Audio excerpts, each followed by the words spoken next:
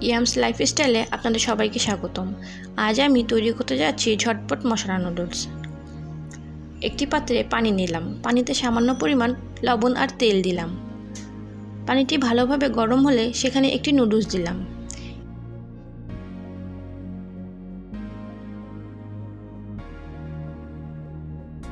চামচ দিলাম, সামান্য পরিমাণ লবণও দিলাম। সেগুলো ভালোভাবে ভেজে নিতে হবে যাতে কাঁচা গন্ধ না থাকে। তারপর কেটে রাখা টমেটো দিলাম, সাথে সামান্য পানি যাতে টমেটোগুলো সেদ্ধ হয়। সেদ্ধ হলে একটি ডিম দিলাম। সব মিশ্রণ ভালোভাবে চালিয়ে নিতে হবে। নুডলসের মশলা ও টমেটো সস পানি দিয়ে গুলিয়ে রেখেছিলাম, সেটিও দিলাম। সব কিছু ভালোভাবে নেড়েচেড়ে সিদ্ধ করা নুডলস দিলাম, ভালোভাবে নাড়িয়ে নিলাম। তারপর গরম গরম মশলা নুডলস পরিবেশন করলাম।